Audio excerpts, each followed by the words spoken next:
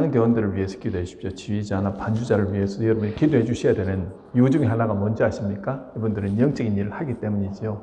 그래서 하나님의 은혜로 충만하여서 힘있게 찬양할 때 하나님의 능력이 흘러간다는 겁니다. 여러분들 성가대원들을 위해서도 항상 기도해 주시고 우리 다시 한번 박수로 격려하도록 하겠습니다. 감사합니다. 자, 오늘 말씀의 제목은 우리 함께 한번 예수님으로 충만한 교회 한번 따라 하시겠습니다. 예수님으로 충만한 교회. 충만한 교회. 자, 사랑하는 성도 여러분, 여러분은 좋은 교회가 어떤 교회라고 생각하십니까? 아마 여러 의견들이 있을 겁니다. 찬양을 중요하게 생각하시는 분들은 예배 때마다 잘 준비된 찬양팀이나 성가대가 아름다운 찬양으로 예배를 인도하는 교회라고 말씀하시겠지요. 또 말씀을 중요하게 여기는 분들은 목사님의 말씀이 힘있게 선포되어지고 파워가 있는 그런 교회가 좋은 교회라고 말씀하실 수도 있겠습니다.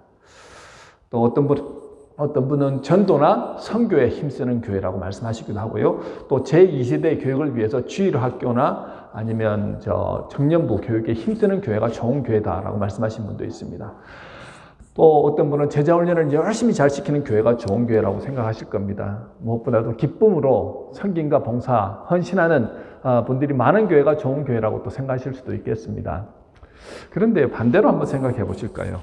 반대로 다른 여러 가지 조건들이 이제 다 군비하고 있는데 내가 원하는 조건, 아까 중요하다고 생각하시는 것들이 있잖아요. 그게 좀 약하거나 미비하다고 생각된다고 한다면 그 교회는 그러면 좋은 교회일까요? 안 좋은 교회일까요? 기준이 누구입니까? 그 기준이 바로 내 자신이더라는 거예요. 내가 중요하게 여기는 것이 충족이 되어지면 좋은 교회다. 과연 그렇냐 하는 거죠. 여러분, 이 모든 조건들이 있습니다. 근데 한 가지 조건이 충족이 되면 그 뒤에 모든 것이 따라온 게 있는데요. 이 외부적인 것들 말고 내부적인 한 가지가 중요하다는 겁니다. 그것이 무엇일까요? 바로 그리스도가 교회의 머리가 되시면 좋은 교회가 된다는 겁니다. 그 모든 것이 따라온다는 거예요. 우리는 좋은 교회가 되기 위해서 이런저런 일들을 많이 하는데 정작 가장 중요한 예수 그리스도는 보이지 않고 우리 열심으로 이것저것을 하려고 하다가 일하다가 상처받기도 하고 일하다가 어려움을 당하고 일하다가 관계 안에서 깨어짐을 경험하고 그 교회를 떠나기도 하고 그러지 않습니까? 제일 중요한 게 뭐라고요? 예수 그리스도의 머리 되심을 인정하고 그것을 따라가야 되는데 내 뜻대로 행하려고 하다가 어려움을 겪는 경우들이 있다는 거죠. 그래서 오늘은 교회가 어떤 것이고 교회 안에 질서가 바르게 잡히면 어떤 놀라운 일들이 일어나는지에 대해서 말씀을 전하도록 하겠습니다. 자, 오늘 말씀의 주제를 선포하도록 하겠습니다. 말씀드렸죠. 주제가 딱 머릿속에 강인이 되면은 그 주에 설교가 주제만 생각해도 설교가 쫙 연결이 됩니다. 자, 선포하시겠습니다. 예수 그리스도로 충만한 교회는 축복의 통로가 됩니다. 이제 눈을 감으시고 한번 따라해 보십시오. 그럼 금방 외워집니다. 예수 그리스도로 충만한 교회는 축복의 통로가 됩니다. 자, 지난 3주 동안 에베소서 1장 1절부터 19절까지 이제 말씀을 전했습니다. 그때 그리스도인은 어떤 사람인가? 그리스도인의 그 정체성에 대해서 말씀을 전하였죠. 저와 여러분은 하늘의 신령한 복을 받고 누리는 사람들이다 라는 겁니다. 그리고 지난주에는 사도 바울의 기도를 통해서 우리가 간구해야 할 기도 제목이 무엇인가에 대해서 말씀을 나누었습니다. 첫 번째가 뭐라고요? 성령께서 지혜와 계시의 영을 우리에게 부어주셔서 하나님을 더 깊이 알게 하옵소서라는 기도였습니다. 두 번째는요, 마음의 눈을 열어주셔서 부르심의 소망과 그 기업의 영광의 풍성함을 알게 하옵소서라는 거죠. 결국은 내가 누구인가를 알고 천국의 소망을 가지고 내가 이 땅에 살아가게 하옵소서. 그 기도 제목입니다. 그렇게 하기 위해서는 뭐라고요? 마음의 눈을 열어주셔야 된다는 거죠. 세 번째는요, 죄송합니다. 하나님의 능력이 우리 안에서 날마다 역사하는 그런 삶 살게 하옵소서라고 기도하시라고 했습니다. 어떠셨습니까? 그 기도를 통해서 여러분들이 뭔가 달라지셨어요? 아직까지는 목사님 잘 모르겠습니다. 그러면요, 계속해서 응답이 있을 때까지 그것을 붙잡고 계속 기도하는 겁니다. 기도의 응답을 확실하게 받는 방법 중에 하나가 성경 말씀을 붙들고 기도하는 거예요. 그래서 세 가지를 놓고 매일매일 여러분들 기도하십시오. 이루어질 때까지요. 오늘 본문에서는요, 자, 하나님의 능력에 대해서 지난주에 잠시 언급하였잖아요. 근데 그 하나님의 능력이 그리스도 안에서 어떻게 역사하셨는가를 지금 말씀하고 있습니다. 그것에 대해서 오늘 나누도록 하겠습니다. 먼저 20절에 보면요, 그의 능력이 그리스도 안에서 역사하사 죽은 자들 가운데서 다시 살리시고 하늘에서 자기 오른편에 앉히셨다라고 말합니다. 우리 하나님은요, 우리들을 속량하시기 위해서 죽으신 예수님을 며칠 만에요? 사흘 만에 살려내셨습니다. 우리는 성경에서 막 들으니까 별 대단치 않은 일이라고 그렇게 생각하잖아요. 대단한 일인지 아닌지 제가 한번 증명해 볼까요? 자, 엊그제 놀라운 일이 일어났죠. 일본의 총리였던 우리 아베 전 총리가 사제 총으로 민간인이 쏜 총에 맞아서 사망하였습니다. 그가 아침에 나올 때는요, 그가 사제 총에 맞아서 죽을 것이라 생각했을까요? 일본에서도 우린 대한민국과 같이 총기를 엄격하게 규제하기 때문에 산탄총이나 엽총, 사냥하기 위한 총들은 허가를 해주지만 그것도 굉장히 엄격한 규제를 통해서 총기를 허용해 주거든요. 그러니까 다른 말로 하면 총에 맞아 죽을 확률은 거의 지극히 미비하다는 거예요. 교통사고로 죽을 확률이 훨씬 높은데 전 총리가 지금 참의원 그 유세를 위해 가지고 유세하는 중에 자기가 총에 맞아 죽을 것이라는 것은 생각지도 못했을 것입니다. 자, 그런 일이 일어났을 때 곧바로 사람들이 그를 데리고 어디로 갔습니까? 병원에 가서 최고의 교수들 다 모여해 가지고 한 5시간 동안 이분을 살려내려고 얼마나 고생하였습니까? 이분이 여전히 막강한 그 정치적인 리더입니다. 지금 일본의 총리 내각을 뒤에서 지휘하고 영향력을 미치는 사람이 아베죠. 그러니까 어떻게 해서든지 살려내려고 열심히 온갖 방법을 다 동원하였음에도 어떻습니까? 살려내지를 못하더라는 거예요. 인간의 힘으로는 도저히 이제는 불가능하다. 그래서 사망 선고를 하였습니다. 자, 이처럼 죽음은요, 한순간에 이 모든 것을 앗아가더라는 거예요. 아무리 최고의 정치 권력을 가졌고 돈을 많이 가지고 있고 내가 가진 것이 많다 할지라도 죽음이 내게 오게 되면은 아무리 내가 살고 싶어도 살 수 없다는 거죠. 내가 가지고 있던 모든 것을 내려놓고 나는 떠나가야 된다는 것입니다. 더 이상 아무것도 할 수 없는 상태가 되더라는 거예요. 그래서 인간은 죽음을 두려워합니다. 죽음을 싫어합니다. 이처럼 사람이 한번 죽으면요, 더 이상 살아나는 것은 불가능하다는 거예요. 그런데 하나님은 예수 그리스도를 죽은 지 사흘 만에 살려내셨다는 겁니다. 예수님은 완전히 죽어서 인간적인 방법으로는 도저히 살려낼 수 없는 그런 상태였다는 거예요. 팔레스타인의 그 후덥지근한 기후로 인해서 하루만 지나도 그 시신이 이제 부패되기 시작합니다. 냄새가 나고요. 더 이상은 이제는 방법이 없는 그런 상황. 그래서 이틀, 3일이 지난 상태. 인간적인 방법으로는 도저히 어떻게 할 수 없는 상태라는 거죠. 그런데 하나님은 아무 일 없다는 듯이 그냥 예수님을 훅 하고 살려내시더라는 겁니다. 어떤 방식으로요? 성경에는 어떤 방식으로 나와 있지 않습니다. 그렇지만 하나님이 천지를 창조하실 때 어떻게 창조하셨습니까? 말씀으로 창조하셨죠. 첫 인간 아담을 창조하실 때도 흙으로 사람을 만드시고 생기를 훅 하고 부르니까 어떻게 해요? 흙이 사람이 되더라는 겁니다. 그저 말씀으로 죽었던 예수님도 그렇게 살려내셨다는 거예요. 누가요? 하나님의 능력으로. 이것은요, 하나님에게는 아무 일이 아니라는 겁니다. 아무렇지 않은 듯이 그냥 인간을 살려내실 수 있는 유일한 분은 하나님밖에 계시지 않다는 거죠. 그 하나님의 능력이 예수 그리스도를 살려내셨다는 겁니다. 왜 살려내셨냐고요? 하나님은 예수님을 고통스러운 십자가에 죽이셨으면 가만히 놔두시면 되잖아요. 그런데 다시 살려낸 이유가 무엇이겠습니까? 바로 죄로 죽었던 저와 여러분들을 살려내시기 위해서 그렇게 하셨다는 겁니다. 저와 죄로 인해서 우리는 영원히 죽을 수밖에 없는 존재입니다. 여러분, 죽음은 무력한 것입니다. 그냥 여기서 죽는 것으로 끝나는 게 아니고요. 심판대 앞에 가서 영원한 죽음으로 떨어질 때 지옥불에서는 어떻습니까? 그 고통을 그냥 죽지도 않고 영원히 고통스러운 가운데 살아가야 된다는 거예요. 그 하나님은 그런 모습을 더 이상 볼 수 없으시니까 어떻게 해요? 예수 그리스도를 통해서 죄 가운데 있던 자들을 살려내시기 위해서 아들인 그분, 흠없고 티 없는 한 점의 죄도 없으신 그분을 어떻게 해요? 대신 어린 양으로 내어주시고 그분의 한 번의 죽음을 통해서 어떻게 모든 사람들이 구원받는 놀라운 역사를 이루어내시더라는 겁니다. 근데 왜 3일 후에 살려내셨냐? 아까도 말씀드렸죠. 인간의 방법으로는 살려낼 수 없는 그 상태. 근데 누가 살려내셨다고요? 하나님이 살려내셨다는 것입니다. 그러면서 이분을 하나님의 아들이라는 것을 증명해 내시더라는 거죠. 그래서 부활의 능력은 대단한 것입니다.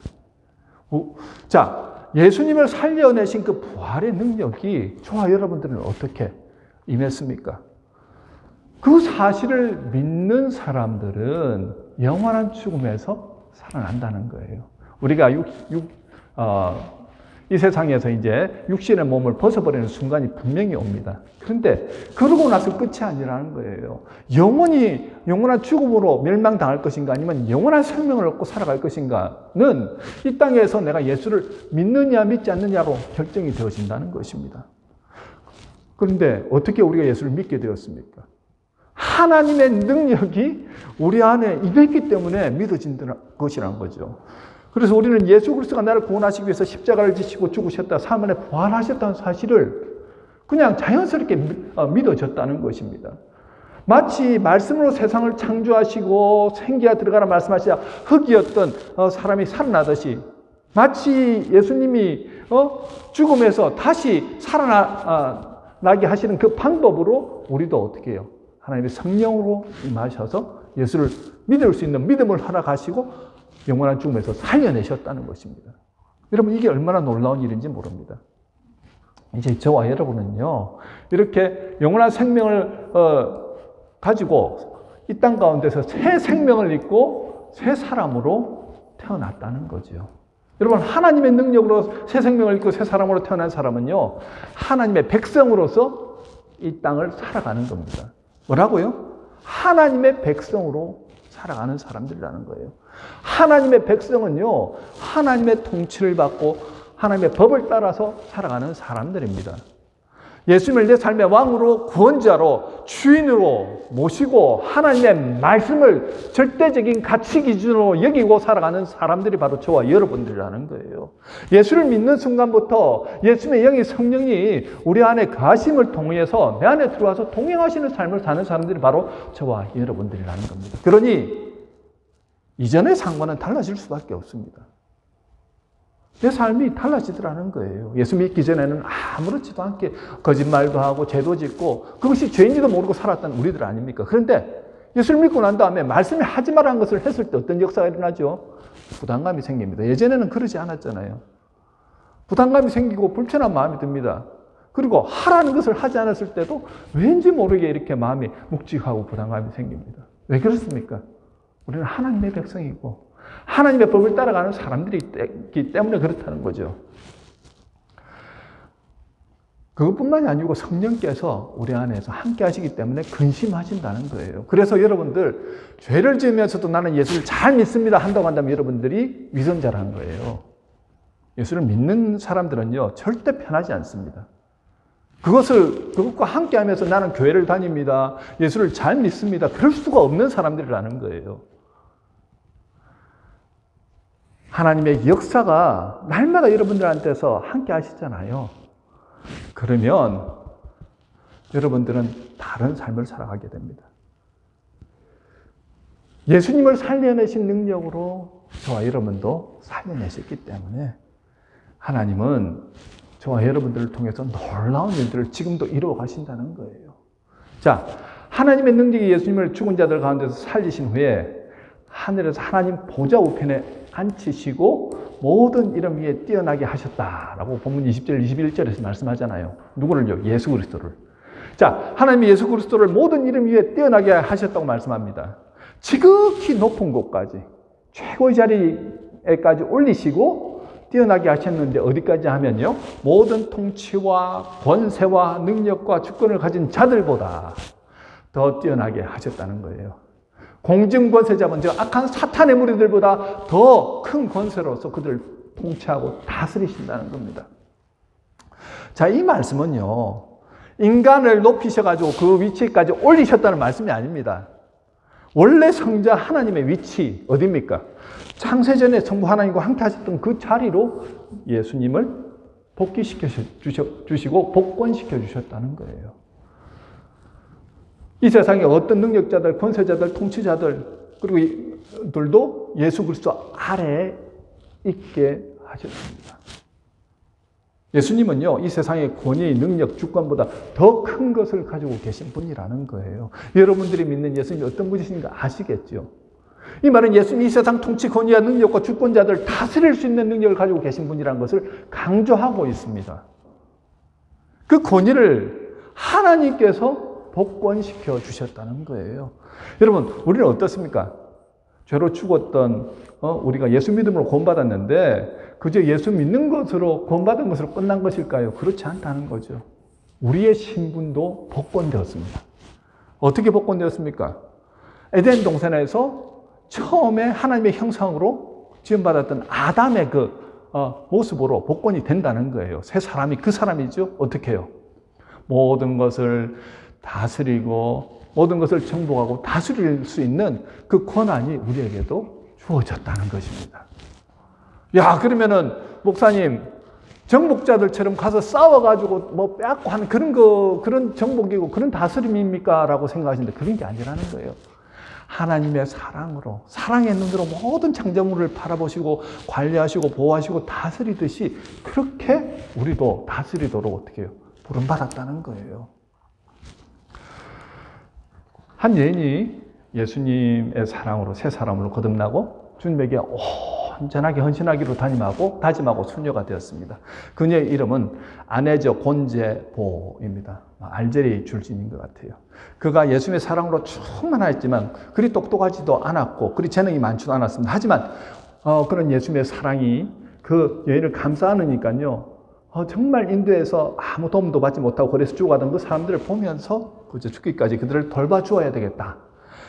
그 열망으로 가득 차게 되었습니다. 그리고 1950년에 인도의 캘커타 또는 콜카타라고 하는데요. 들어가서 사랑의 선교회를 설립하고 빈민, 병자, 고아, 죽어가는 이들을 돌보아 주었습니다. 그녀의 이름은 테레사 수녀입니다. 또 한 분은요, 의대를 졸업하고 예수님의 사랑을 전하며 살겠다고 헌신하여서 신부가 된 후에 남수단으로 들어가서 교회와 학교와 병원을 세우고 그들 곁에서 함께하며 사랑과 성김과 헌신과 봉사의 모범을 보였던 분이죠. 이태석 신부인데요.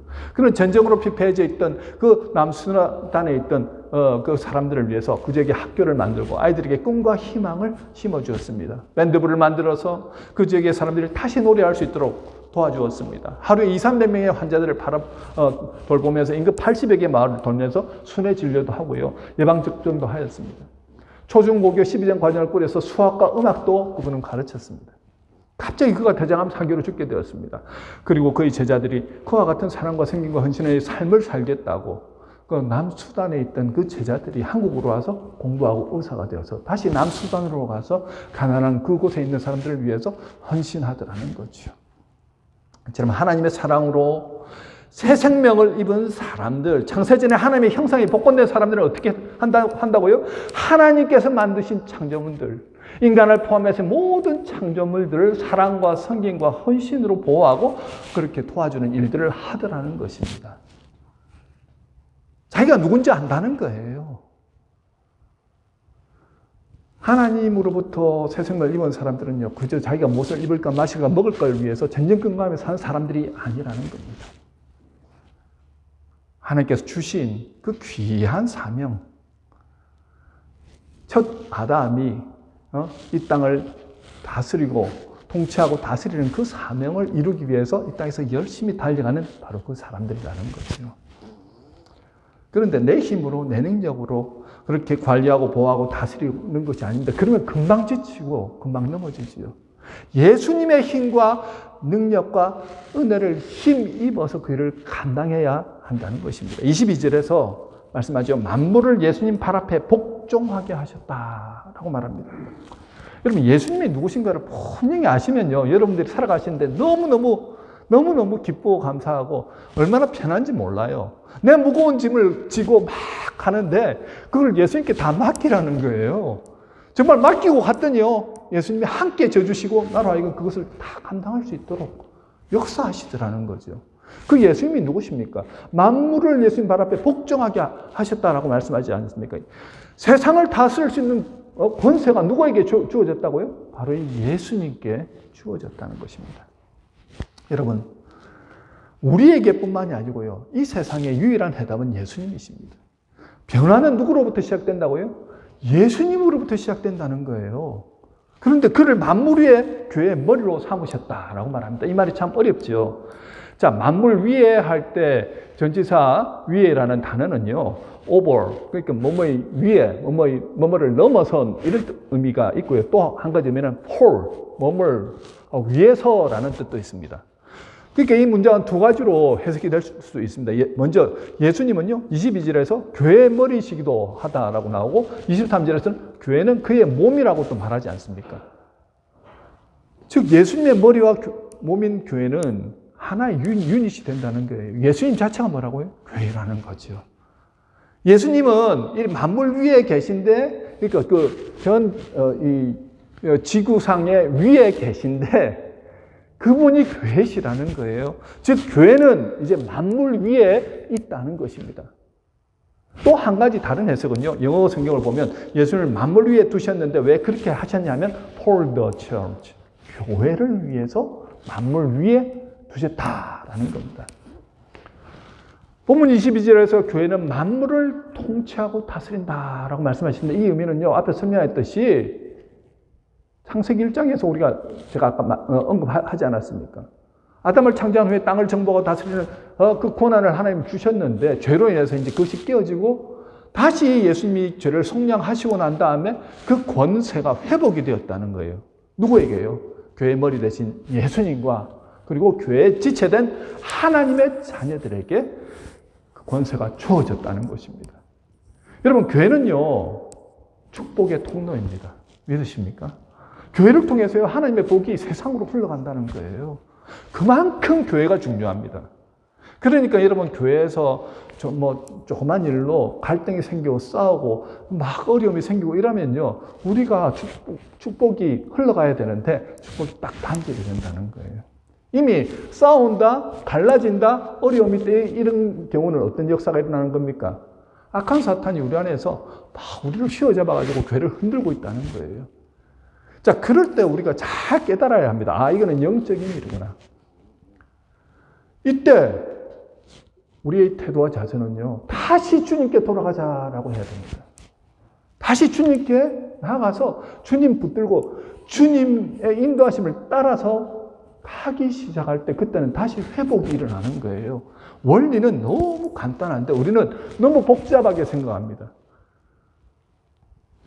자, 쉽게 얘기를 하잖아요. 조금 이해가 되도록 말씀하면요, 정말 예수님이 충만하심으로 만물을 충만하게 하시는 분이라고 믿는다고 한다면요, 그 만물의 충만함이 교회 안에서부터 시작이 된다는 거예요. 그 교회 안에 여러분들 한 분 한 분이 예수님으로 충만하잖아요. 그때부터 그 예수님의 충만함이 나를 통해서 어떻게 해요? 흘러 넘치기 시작한다는 겁니다. 그런데 그렇게 충만하기 위해서는 먼저 선결 조건이 있다는 거예요. 뭐부터 해결이 돼야 됩니까?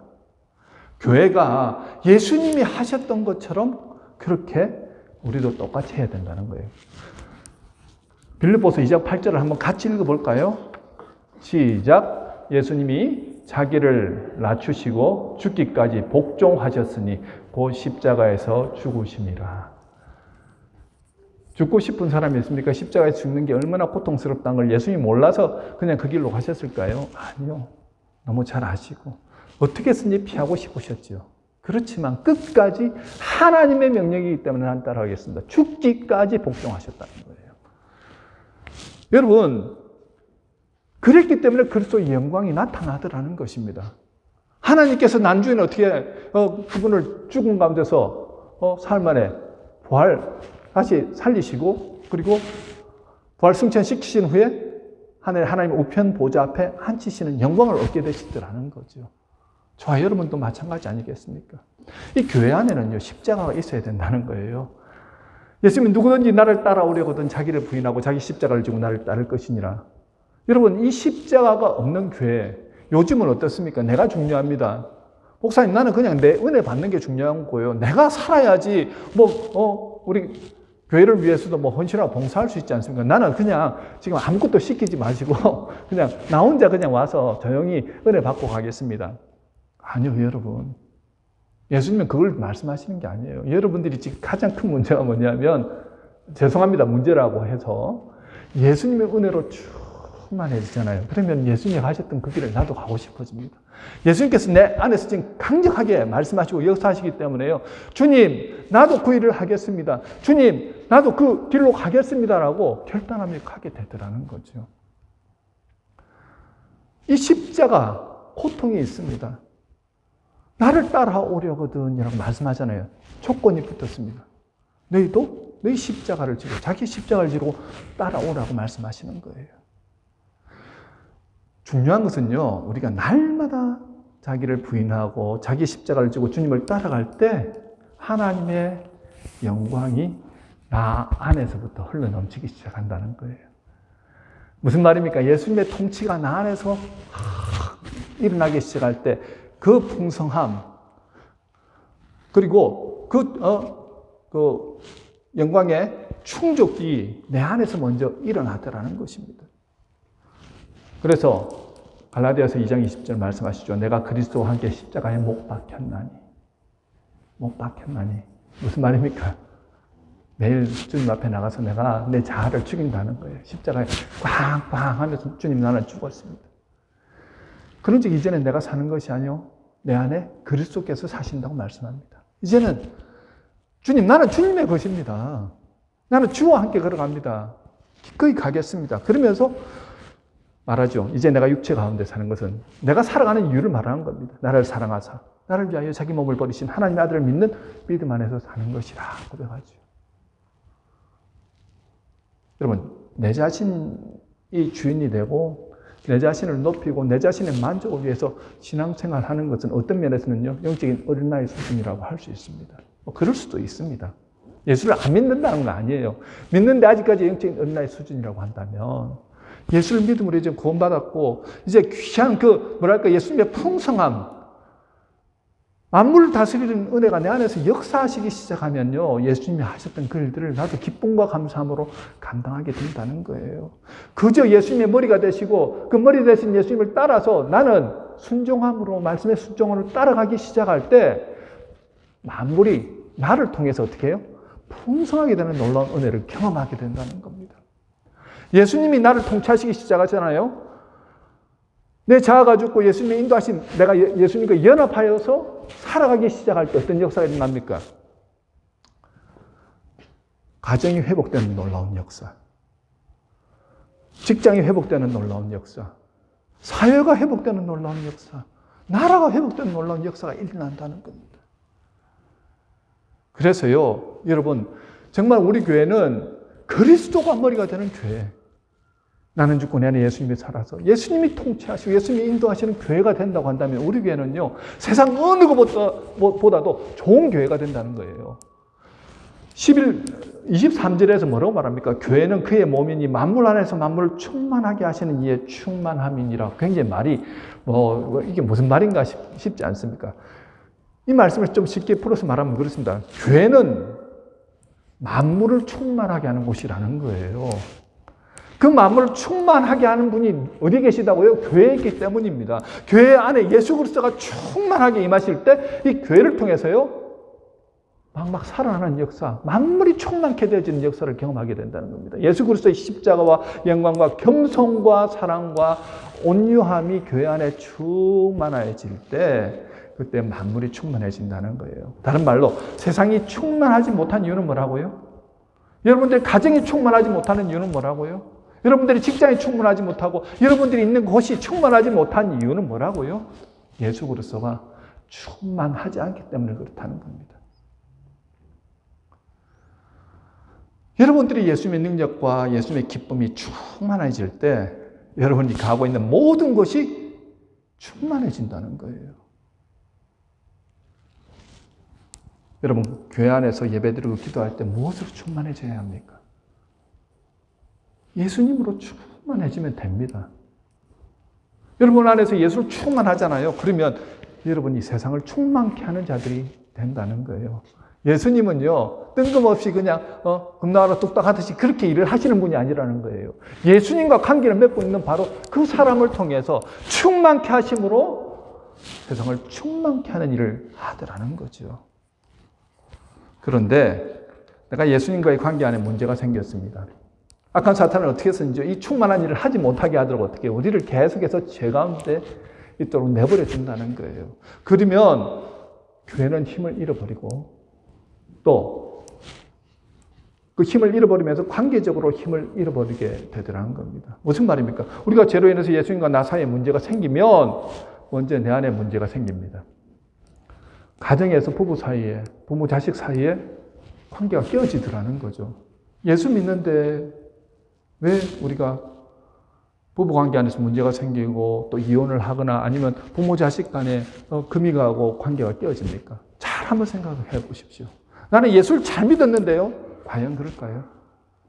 예수로 충만하면요, 사랑이 흘러넘치게 돼 있죠. 깨어졌던 관계가 회복되는 겁니다. 그것이 예수로 충만한 삶입니다. 직장에서 계속해서 문제가 생깁니까?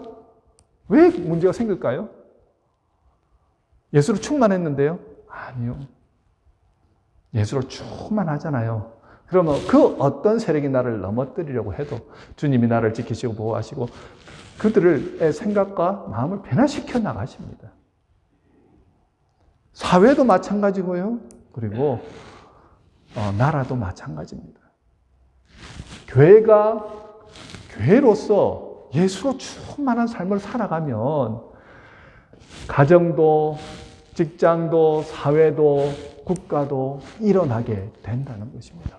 왜 그렇습니까? 예수님이 만물을 충만하게 하시기 때문입니다. 제가 한번 증명을 해볼까요?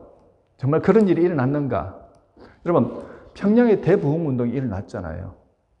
정말 예수님으로 충만해지니까 어떤 역사가 일어나는지 압니까? 한 집 건너 한 집이 예수를 믿게 됩니다.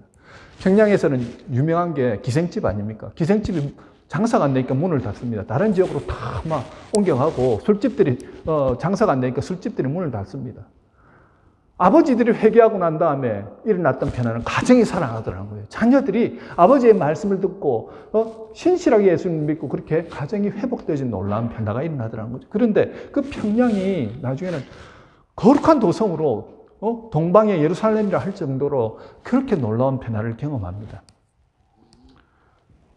그러면 그게 평양에서만 일어난 일일까요? 아니요. 100여 년 전에 영국에 웨일즈라는 곳에서 부흥이 일어났는데 평양에서 일어났던 일과 똑같은 일들이 일어났습니다. 희망 없이 살아가던 그 아버지들이 매일매일 술 먹고 집에 가면은 아이들도 때리고 와이프도 때리고 하던 그 남편이 예수를 믿음으로 예수로 충만해지니까 사람이 변화되는 거예요. 술집을 가지 않으니까 가정에 와서 가족들과 함께 하면서 가정이 살아납니다. 술을 안 먹으니까 또 일을 열심히 하는 거예요. 직장이 살아나고 사회가 살아나고 나라가 살아나더라는 겁니다. 여러분, 교회가 부흥했던 지역은요, 반드시 사람들과 사회가 복을 받는 일이 일어나더라는 거죠. 우리도 마찬가지 아닙니까? 우리 대한민국뿐만 아니라 지금 선진국이라고 하는 나라들이 잘 살게 될 때는 반드시 무엇이 임했다고요? 영적인 부흥이 임했다는 겁니다. 여러분들이 정말 이제 다른 삶을 살기를 원하십니까? 이렇게 뭔가 세상 가운데서 전전긍긍하면서 하나님의 자녀이고 하나님의 백성이고 이걸 한데도 여전히 걱정, 근심, 염려가 나를 주관하고 이렇게 힘없이 살아가는 모습이 아니라 정말 하나님의 백성으로서 자부심을 가지고 하나님의 은혜와 능력 가운데 살아가기를 원하신다고 한다면 방법이 뭐라고요? 예수님으로 충만한 삶을 살아가는 겁니다. 예수님이 내 삶의 머리가 되시고 예수님이 교회의 머리가 되시기 시작한 그 순간부터 예수님이 우리를 어떻게 다스리시고 인도하시는, 그래서 회복되어지는 놀라운 역사들이 일어난다는 거예요. 또 다른 예를 한번 들어볼까요? 그 평양이 공산화가 되었습니다. 그리고 교회를 말살하였습니다. 어떻게 됐습니까? 그렇게 1945년 도까지는 그렇게 경공업이 발달하고 공장이 발달해서 남한보다 훨씬 더 잘 살던 북한이 예수님을 그 축복의 통로를 딱 가로막고 나서 교회를 말살하고 교회를 다 없애버렸을 때 지금은 어떻습니까? 지금은요, 가장 못 사는 나라 중에 뒤에서 왔다 갔다 하는 국가가 되었다는 거죠. 예수님이 다스리고 예수님이 만물을 충만하게 하실 수 있는 분인데 그 예수님 없이 살아가는 곳을 한번 보십시오. 이슬람 국가들, 저 시리아와 같은 국가들, 저 불교 국가인 미얀마라든 여러 국가들을 한번 보십시오. 살아가긴 살아가는데 예수 없이 살아가다 보니까 여전히 고통 가운데 있습니다. 부탄에 사는 사람들 행복지수가 제일 높다고 그러는데 그곳에 이제 자본주의가 들어가면서 잘 사는 사람과 못 사는 사람들이 나뉘어지기 시작하니까요. 그곳에서도 빈부의 격차가 심하니까 나중에 자기는 불행하다고 느끼더라는 거예요. 목사님, 중국은 잘 살잖아요. 얘기하신 분이 있습니다. 중국에 여러분들 지하에서 학대받고 고통당하는 5천만 명 이상의 기독교인들이 그 나라를 위해서 부르짖고 기도하고 있습니다. 여러분, 교회가 예수 그리스도로 충만해지잖아요. 그러면 예수님이 여러분 한 분 한 분을 다스리게 된다는 거예요. 예수님의 충만함이 여러분들을 통해서요, 흘러가기 시작할 때 여러분 주변에 있는 모든 것이 예수님의 다스림을 받게 되고 충만하게 되는 놀라운 복을 경험하게 된다는 것입니다. 이것이 제 말입니까? 아니, 우리는 역사를 통해서 성령을 통해서 계속해서 경험하고 있지 않습니까? 우리 교회가 무엇을 붙들고 나가야겠습니까? 다시 회복되어야 될 것이 무엇이겠습니까? 예수 그리스도의 머리 되심을 우리가 인정하고 나가자는 거예요.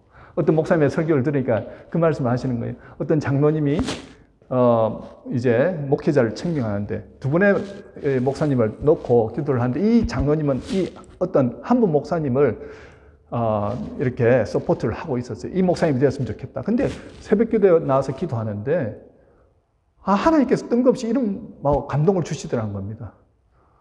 네가 원하는 목사가 담임 목사가 되지 않을 수도 있다. 근데 너무너무 이렇게 당황이 되고 왜 그런 생각이 들었을까 생각하는데 그러면서 또 한 가지 주는 마음이 너 그래도 그 담임 목사를 정말 신실하게 서포트할 수 있겠느냐? 네가 지지하던 그 목사님처럼 그렇게 지지하면서 서포트할 수 있겠느냐? 어떤 면에서는 자기가 원하는 담임 목사가 되기를 원하잖아요. 근데 그렇게 되지 않았을 때는 그 마음과 뜻을 다해서 이렇게 서포트를 해주기가 쉽지 않습니다. 근데 예수님이 그런 말씀을 하셨을 때 그 마음 가운데 네. 자기 뜻대로라면 할 수 없지만 주님이 원하시는 일을 하면 제가 그렇게 하겠습니다. 자, 그 장로님의 그 고백을 통해서 그 교회가 튼튼하게 서 나가더라는 거예요. 왜요? 교회는 주님의 몸이기 때문에 그렇습니다. 머리 대신 주님의 인도하심을 따라갈 때 교회는 든든하게 서 나갑니다. 예수 그리스도의 충만함이 여러분들 한 사람 한 사람 가운데 임하시기 위해서는요, 주님의 머리 되심에 어떻게 인도하심에 말씀에 순종하며 나아가면 여러분 교회는 저절로 충만하게 된다는 거예요. 예수를 잘 믿는 한 분 한 분이 그렇게 믿음으로 주님을 따라가기 시작할 때 여러분 한 분은 어떻게 해요? 담장을 뛰어넘는 그런 가지처럼 복의 통로가 된다는 겁니다. 여러분들이 잘 될 뿐만 아니라 여러분 주변에 있는 모든 것이 복을 받는 축복의 통로가 된다는 것입니다. 말씀을 맺겠습니다. 여러분, 예수로 충만하면 그때부터 여러분들의 삶이 충만해집니다. 그리고 여러분들이 가는 모든 것이 그리스도로 충만해집니다. 여러분, 예수 그리스도의 십자가로 그 사랑으로 충만하십시오. 날마다 주님 앞에 나아가서 어떻게 뭐라고 고백해야 합니까? 나는 그리스도와 함께 십자가에 못 박는 하나님, 내 자아보다 예수님이 중요합니다. 그렇게 될 때요, 예수님이 여러분들을 다스리십니다. 예수로 충만한 교회, 예수로 충만한 여러분들을 통해서 교회는 든든하게 서 나갈 뿐만 아니라 만물을 다스리는 놀라운 역사를 여러분들이 경험하게 되십니다. 예수 그리스도로 충만한 교회는 세상을 변화시키는 축복의 통로가 됩니다. 우리 다 같이 한번 따라 하십시다. 시작. 예수 그리스도로 충만한 교회는 세상을 변화시키는 축복의 통로가 됩니다. 이 한 주간도 예수 그리스도로 충만하셔서 세상을 변화시키는 축복의 통로들이 되시길 주님의 이름으로 축원합니다. 우리 다 같이 기도하겠습니다. 오늘 주신 말씀 한번 잘 생각해 보십시다. 우리는 변화된 사람들입니다. 하나님 은혜로 살아갑니다.